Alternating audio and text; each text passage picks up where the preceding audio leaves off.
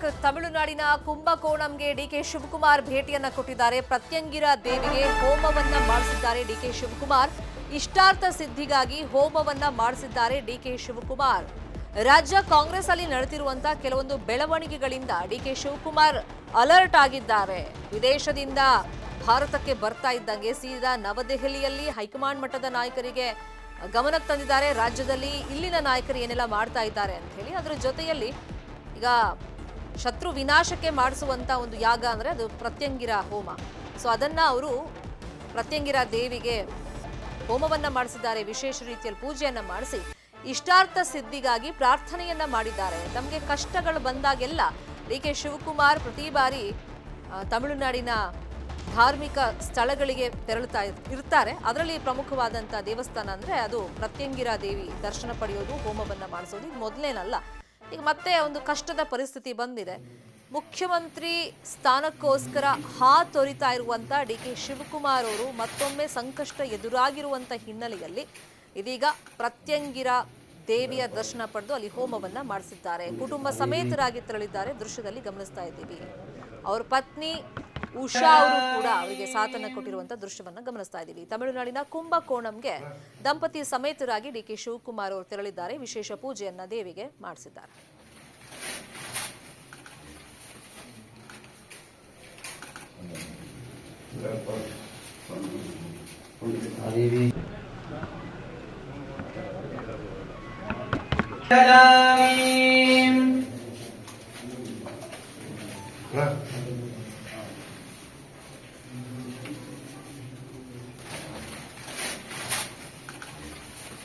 ತಮ್ಮ ಇಷ್ಟಾರ್ಥ ಸಿದ್ಧಿಗಾಗಿ ಮತ್ತೊಮ್ಮೆ ಕುಂಭಕೋಣಂಗೆ ತೆರಳಿದ್ದಾರೆ ಡಿಕೆ ಶಿವಕುಮಾರ್ ಅವರು. ಅಲ್ಲಿ ಪ್ರತ್ಯಂಗಿರ ದೇವಿಗೆ ವಿಶೇಷವಾಗಿ ಹೋಮವನ್ನ ಮಾಡಿಸಿದ್ದಾರೆ. ಯೂಶಲಿ ಪ್ರತ್ಯಂಗಿರ ದೇವಿಗೆ ಹೋಮ ಮಾಡಿಸೋದು ಅದು ಶತ್ರು ವಿನಾಶಕ್ಕೋಸ್ಕರ.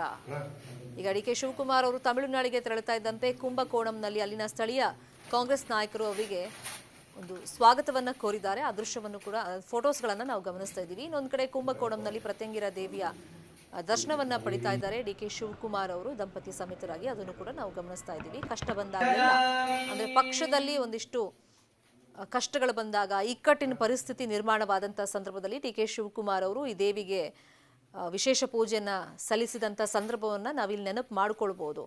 ಅದ್ರ ಜೊತೆಯಲ್ಲಿ ಅವ್ರ ಮೇಲೆ ಸಾಕಷ್ಟು ಕೇಸ್ಗಳಿದೆ. ಅಕ್ರಮ ಆಸ್ತಿ ಗಳಿಕೆ ಸಂಬಂಧಪಟ್ಟಂತೆ, ಆದಾಯಕ್ಕೂ ಮೀರಿ ಹಣ ಗಳಿಕೆ ಸಂಬಂಧಪಟ್ಟಂತೆ ಇಡಿ ರೇಡ್ ಇರ್ಬೋದು, CBI ತನಿಖೆ ಇರ್ಬೋದು. ಈ ಕಷ್ಟಗಳು ಕಾನೂನಾತ್ಮಕವಾಗಿ ಬಂದಂಥ ಸಂದರ್ಭದಲ್ಲೂ ಕೂಡ ಅವರು ಇದೇ ದೇವಿಯ ಮೊರೆ ಹೋಗಿದ್ರು ಈ ಹಿಂದೆ. ಅದನ್ನು ಕೂಡ ನಾವೀಗ ನೆನಪು ಮಾಡ್ಕೊಳ್ಬೋದು. ಈಗ ಇಷ್ಟಾರ್ಥ ಸಿದ್ಧಿ ಅಂತಂದ್ರೆ ಪಕ್ಷದಲ್ಲಿ ಒಂದಿಷ್ಟು ಆಂತರಿಕವಾಗಿ ಬೆಳವಣಿಗೆಗಳು ನಡೀತಾ ಇದೆ. ಅದು CM ರೇಸ್ನಲ್ಲಿ ಪ್ರಮುಖವಾಗಿ ಡಿಕೆ ಶಿವಕುಮಾರ್ ಅವರಿದ್ದಾರೆ. ಹಿಂದಿನಿಂದಲೂ ಕೂಡ ಪ್ರಬಲ ಆಕಾಂಕ್ಷಿಯಾಗಿದ್ರು. ಅಂದ್ರೆ ಕಡೆಗಳಿಗೆ ತನಕ ಬರುತ್ತೆ, ಕೈಗೆ ಬಂದಿದ್ದು ಬಾಯಿಗೆ ಬರಲಿಲ್ಲ ತುತ್ತು ಅಂತಾರಲ್ಲ, ಆ ಥರದ ಪರಿಸ್ಥಿತಿ ಡಿಕೆ ಶಿವಕುಮಾರ್ ಅವ್ರದ್ದು ರಾಜಕೀಯವಾಗಿ, ಅದರಲ್ಲೂ ಮುಖ್ಯಮಂತ್ರಿ ಸ್ಥಾನದ ವಿಷಯವಾಗಿ ನೋಡೋದಾದ್ರೆ. ಸೊ ಆ ನಿಟ್ಟಿನಲ್ಲಿ ಈಗ ಮತ್ತೆ ಅದೆಲ್ಲಿ ಅಧಿಕಾರ ಕೈ ತಪ್ಪಿ ಹೋಗುತ್ತೆ, CM ಕುರ್ಚಿ ತನಗೆ ಸಿಗೋದಿಲ್ಲ ಅನ್ನೋ ಒಂದು ಆತಂಕದಲ್ಲಿ ಅಲರ್ಟ್ ಆಗಿರುವಂತ ಡಿಕೆ ಶಿವಕುಮಾರ್ ಅವರು ಈಗ ಪಕ್ಷದಲ್ಲಿ ಏನು ಮಾಡಬೇಕು ಅದನ್ನು ಮಾಡಿ ಬಂದಿದ್ದಾರೆ. ದೆಹಲಿಯಲ್ಲಿ ಮೊನ್ನೆ ಬಂದಂಥ ಸಂದರ್ಭದಲ್ಲಿ ವಿದೇಶದಿಂದ ಬರ್ತಾ ಇದ್ದಂಗೆ ದೆಹಲಿಯಲ್ಲಿ ಹೈಕಮಾಂಡ್ ಮಟ್ಟದ ನಾಯಕರನ್ನ ಭೇಟಿಯಾಗಿ ಸೊ ಇಲ್ಲಿ ನಡೀತಿರುವಂತಹ ಕಾಂಗ್ರೆಸ್ ನಾಯಕರ ಡಿನ್ನರ್ ಪಾಲಿಟಿಕ್ಸ್ ಬಗ್ಗೆ ವರಿಷ್ಠರ ಗಮನಕ್ಕೆ ತಂದು ಆ ಡಿನ್ನರ್ ಪಾಲಿಟಿಕ್ಸ್ಗೆ ಸದ್ಯಕ್ಕಂತೂ ಒಂದು ತಾತ್ಕಾಲಿಕ ಬ್ರೇಕ್ ಹಾಕುವಂತ ಕೆಲಸವನ್ನ ಮಾಡಿಸಿದ್ದಾರೆ. ಅದ್ರ ಬೆನ್ನಲ್ಲೇ ಈಗ ಟೆಂಪಲ್ ರನ್ ನಲ್ಲಿ ಸದ್ಯಕ್ಕೆ ಡಿಕೆ ಶಿವಕುಮಾರ್ ಅವರು ಬ್ಯುಸಿ ಆಗಿದ್ದಾರೆ. ತಮ್ಮ ಪ್ರಯತ್ನವನ್ನ ಹೈಕಮಾಂಡ್ ಮಟ್ಟದ ನಾಯಕರ ಜೊತೆ ಮಾಡಿದ ಮೇಲೆ ಇದೀಗ ದೇವರ ಕೃಪೆನೂ ಬೇಕು ಅಂತ ಹೇಳಿ ಟೆಂಪಲ್ ರನ್ ಅನ್ನ ಮಾಡ್ತಾ ಇದ್ದಾರೆ. ಅದರಲ್ಲೂ ಪ್ರಮುಖವಾಗಿ ಶತ್ರು ವಿನಾಶಕ್ಕೋಸ್ಕರ ಮತ್ತೊಮ್ಮೆ ಕುಂಭಕೋಣಂಗೆ ತೆರಳಿ ಅಲ್ಲಿ ಪ್ರತ್ಯಂಗಿರ ದೇವಿಗೆ ವಿಶೇಷ ಪೂಜೆ ಪ್ರಾರ್ಥನೆ ಜೊತೆಗೆ ಪ್ರತ್ಯಂಗಿರ ಹೋಮವನ್ನು ಕೂಡ ಡಿಕೆ ಶಿವಕುಮಾರ್ ಅವರು ನೆರವೇರಿಸಿದ್ದಾರೆ. ದಂಪತಿ ಸಮೇತರಾಗಿ ಅಲ್ಲಿಗೆ ಹೋಗಿದ್ದಾರೆ. ಎರಡು ಪ್ರಮುಖ ಧಾರ್ಮಿಕ ಸ್ಥಳಗಳಿಗೆ ಇವತ್ತು ತಮಿಳುನಾಡಲ್ಲಿ ಡಿಕೆ ಶಿವಕುಮಾರ್ ಅವರು ವಿಸಿಟ್ ಮಾಡ್ತಿರೋದು. ಅದರಲ್ಲಿ ಒಂದು ಕುಂಭಕೋಣಂನಲ್ಲಿರುವಂಥ ಪ್ರತ್ಯಂಗಿರ ದೇವಿಯ ದೇವಸ್ಥಾನ. ಅಲ್ಲಿ ವಿಶೇಷವಾಗಿ ಪೂಜೆ, ಹೋಮ, ಹವನ ಎಲ್ಲ ಮಾಡಿಸಿದ್ದಾರೆ.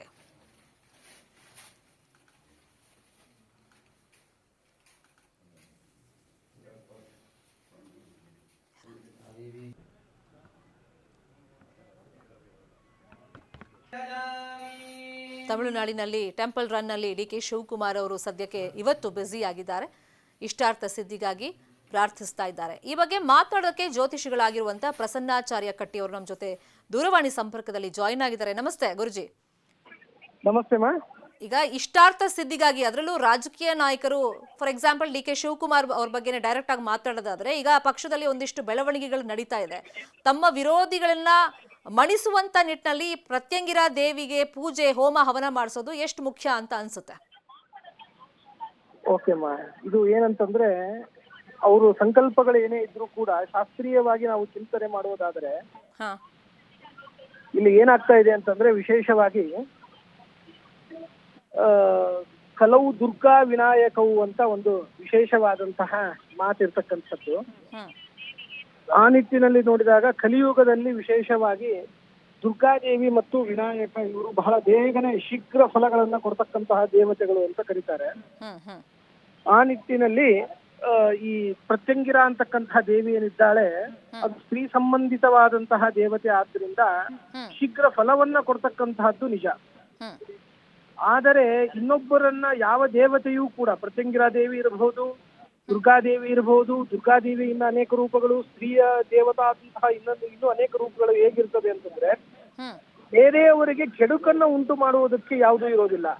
ಅವರನ್ನ ಸಂರಕ್ಷಣೆಗೆ ಯಾವ ಯಜಮಾನ ಅಂದ್ರೆ, ಇವಾಗ ಉದಾಹರಣೆಗೆ ನಮ್ಮ ಡೆಪ್ಯೂಟಿ ಸಿಎಂ ಆಗಿರ್ತಕ್ಕಂತಹ ಕರ್ನಾಟಕ ರಾಜ್ಯಕ್ಕೆ ಉಪಮುಖ್ಯಮಂತ್ರಿಗಳಾದಂತಹ ಡಿ.ಕೆ. ಶಿವಕುಮಾರ್ ಅವರು ಏನ್ ಮಾಡ್ತಾ ಇದ್ದಾರೆ, ಅವರ ಸಂರಕ್ಷಣೆ ಅಂತಕ್ಕಂಥದ್ದು ವಿಶೇಷವಾಗಿ ಆಗ್ತದೆ ಹೊರತು ಅಲ್ಲಿ ಯಾವುದೇ ವಿಧವಾದಂತಹ ಬೇರೆಯವರಿಗೆ ಅನಾನುಕೂಲ, ತೊಂದರೆ ಅಂತಕ್ಕಂಥದ್ದು ಆಗೋದಿಲ್ಲ.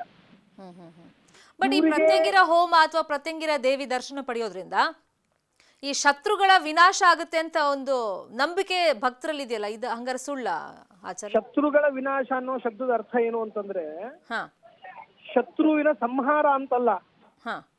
ಶತ್ರುವಿನ ಸಂಹಾರ ಅಂತಲ್ಲ, ಕಿಂತು ಶತ್ರುವಿನಲ್ಲಿ ಇವರ ಬಗ್ಗೆ ಇರುವ ತಪ್ಪು ಕಲ್ಪನೆಯ ಸಂಹಾರ ಮಾಡೋದು ಅಂತ. ಆ ತರದ ಸಂಹಾರಗಳು ಆಗಬೇಕು. ಹಾಗಾದಾಗ ಮಾತ್ರ ಎಲ್ಲರೂ ಆಪ್ಯಾಯತೆಯಿಂದ, ಆತ್ಮೀಯತೆಯಿಂದ ಇರೋದಕ್ಕೆ ಸಾಧ್ಯ. ಅಂದ್ರೆ ಈ ಡಿ.ಕೆ. ಶಿವಕುಮಾರ್ ಅವರಿಗೆ ಯಾರೋ ಶತ್ರುಗಳಿದ್ದಾರೆ ಅನ್ಕೊಳ್ಳಿ, ಅವರು ನಾಶ ಅಂದ್ರೆ ಅವ್ರು ಸತ್ತು ಹೋಗ್ತಾರೆ, ಅವ್ರು ತೊಂದರೆ ಆಗುತ್ತೆ ಅಂತಲ್ಲ. ಅವರಲ್ಲಿ ಡಿ.ಕೆ. ಶಿವಕುಮಾರ್ ಅವರ ಬಗ್ಗೆ ಇರತಕ್ಕಂತ ಶತ್ರುತ್ವ ಬುದ್ಧಿ ಏನಿದೆ, ಶತ್ರುತ್ವ ವಿಚಾರಗಳು, ಅವರ ಅಪೋಸಿಟ್ ಆದಂತಹ ವಿಚಾರಗಳೇನಿದೆ ಅವುಗಳನ್ನ ಇವ್ರ ಹಾದಿಗೆ ಅವ್ರು ಅಡ್ಡ ಬರಬಾರ್ದು ಅಂತ ಸಿಂಪಲ್ ಆಗಿ ಹೇಳೋದಾದ್ರೆ. ಹೌದೌದು, ಅವುಗಳನ್ನ ಮಣಿಸುವುದಕ್ಕಾಗಿ ಮಾಡುವುದು ಕರೆಕ್ಟ್. ಆದ್ರೆ ಆ ವ್ಯಕ್ತಿನೇ ನಾಶ ಆಗ್ತಕ್ಕಂಥದ್ದು ಅನ್ನೋದು ಏನಿದೆಯಲ್ಲ ಅದು ಸರಿಯಾದದ್ದಲ್ಲ. ಆ ತರ ಯಾವ ಶಾಸ್ತ್ರೀಯವಾಗಿ ಯಾವ ಹೋಮ ಹವನಗಳನ್ನ ಮಾಡಿದ್ರು ಕೂಡ ಅವರಿಗೆ ಅನಾನುಕೂಲ, ತೊಂದರೆ ಆಗೋದಿಲ್ಲ. ಫೈನ್ ಆಚಾರ್ಯರೇ, thank you so much news 18ಗೆ ರಿಯಾಕ್ಷನ್ ಕೊಟ್ಟಿದ್ದಕ್ಕೆ. ಇನ್ನು ಡಿನ್ನರ್ ಪಾರ್ಟಿ ರದ್ದು ಮಾಡಿದ್ದಕ್ಕೆ ಅಸಮಾಧಾನ ವಿಷಯವಾಗಿ ಪರಮೇಶ್ವರ್ ಅವರು ಪ್ರತಿಕ್ರಿಯೆ ಕೊಟ್ಟಿದ್ದಾರೆ. ಗೊಂದಲ ಎಲ್ಲಿದೆ? ಪಕ್ಷದಲ್ಲಿ ಯಾವುದೇ ರೀತಿಯ ಗೊಂದಲ ಇಲ್ಲ. ಇನ್ನು ತಾವು ಕರೆದಂತ ಒಂದು ಸಭೆ ಏನಿದೆ ಅಥವಾ ಡಿನ್ನರ್ ಮೀಟಿಂಗ್ ಏನಿದೆ ಅದನ್ನ ರದ್ದು ಮಾಡಿಲ್ಲ, ಸದ್ಯಕ್ಕೆ ಪೋಸ್ಟ್ಪೋನ್ ಮಾಡ್ಕೊಂಡಿದ್ದೀವಿ, ಮುಂದೂಡಿದ್ದೀವಿ ಅಷ್ಟೇ ಅಂತ ಹೇಳಿ ಪರಮೇಶ್ವರ್ ಮತ್ತೊಮ್ಮೆ ಸ್ಪಷ್ಟನೆ ಕೊಡೋ ಪ್ರಯತ್ನ ಮಾಡಿದ್ದಾರೆ. ನಮ್ಮ ಸಭೆಯಿಂದ ಯಾರು ಆತಂಕ ಪಡಲ್ಲ ಅಂತ ಹೇಳಿ ಗೃಹ ಸಚಿವ ಪರಮೇಶ್ವರ್ ಅವರು ಹೇಳಿಕೆಯನ್ನ ಕೊಟ್ಟಿದ್ದಾರೆ. ಎಐಸಿಸಿ ಅವರು ಬೆಂಗಳೂರಿಗೆ ಬರ್ತಾರೆ ಅಂತಾನು ಪರಮೇಶ್ವರ್ ಅವರು ಹೇಳಿದ್ದಾರೆ. ಡಿ.ಕೆ. ಶಿವಕುಮಾರ್ ಅವ್ರಿಗೆ ಆತಂಕ ಇದೆ ಅಂತ ಹೇಳಿದಾರ? ಅವ್ರು ನನ್ಗೇನ್ ಹಾಗೆ ಹೇಳಿಲ್ವಲ್ಲ ಅಂತ ಪರಮೇಶ್ವರ್ ಮಾರ್ಮಿಕವಾಗಿ ಹೇಳಿದ್ದಾರೆ. ಗೊಂದಲ ಎಲ್ಲಿದೆ ಅಂತ ಫಸ್ಟ್ ಗೊಂದಲ ಇದೆಯಾ ಇಲ್ವಾ ಅಂತದ್ದು ಉತ್ತರ ಸಿಗ್ಬೇಕಲ್ಲ. ಗೊಂದಲ ಎಲ್ಲಿದೆ? ಏನು ಮುಂದೂಡಿದ್ದೀವಿ, ಅದಕ್ಕೆ ಅನೇಕ ಕಾರಣಗಳಿದ್ದಾವೆ. ಅವರು ಎಐಸಿಸಿನವರು ನಾವು ಭಾಗವಹಿಸ್ತೀವಿ ಅಂತ ಹೇಳಿದ್ದಾರೆ. ಭಾಗವಹಿಸಿ ಅಂತ ಅವ್ರ ಡೇಟ್ಗೆ ಮುಂದಕ್ಕೆ ಹಾಕಿದ್ದೇವೆ. ಅವ್ರು ಬಂದಾಗ ಡೇಟ್ ನಂಬಿಕೆ ಪ್ರಶ್ನೆ ಏನು ಬಂತು? ಎಐಸಿಸಿನವ್ರು ಬರ್ತಾರೆ. ಜನರಲ್ ಸೆಕ್ರೆಟರಿ ಅವರೇ ನನ್ನ ಹತ್ರನೇ ಮಾತಾಡಿದ್ರು, ಮಾತಾಡಿ ಹೇಳಿದ್ರು ನೋಡಿ ಮುಂದಕ್ಕೆ ನಾನು ಭಾಗವಹಿಸ್ತೇನೆ. ನಾನು ಹೇಳಿದೆ ನೀವು ಬನ್ನಿ ಭಾಗವಹಿಸಿ, ನಮ್ದೇನು ಇದರಲ್ಲಿ ಯಾವ ರಾಜಕಾರಣ ಇಲ್ಲ, ಸೀಕ್ರೆಟ್ ಮೀಟಿಂಗ್ ಏನಲ್ಲ ಇದು, ನಮ್ಮ ಸಮಸ್ಯೆಗಳು ಚರ್ಚೆ ಮಾಡಬೇಕು ಅಂತ ಸೇರ್ತಾ ಇದ್ದೇವೆ, ಅಷ್ಟು ಬಿಟ್ಟರೆ ಬೇರೆ ಏನಿಲ್ಲ. ಅದಕ್ಕೆ ನೀವೇ ಬನ್ನಿ, ನೀವೇ ಪ್ರಿಸೈಡ್ ಮಾಡಿ ಅಂತ ಹೇಳಿದೆ ನಾನು. ಅದಕ್ಕೆ ನಾನು ಡೇಟ್ ಕೊಡ್ತೀನಿ ಅಂತ ಹೇಳಿದ್ದಾರೆ. ಅವ್ರು ಕೊಟ್ಟ ಮೇಲೆ ಮಾಡ್ತೀವಿ. ಮಾಡಿದವ್ರ ಆತಂಕ ಅಲ್ಲಲ್ಲ, ಯಾರು ಗೊತ್ತಿಲ್ಲಪ್ಪ ನನಗೆ. ನನಗೆ ಗೊತ್ತಿರುವ ಹಾಗೆ ಯಾವ ಆತಂಕನೂ ಇಲ್ಲ. ಯಾರು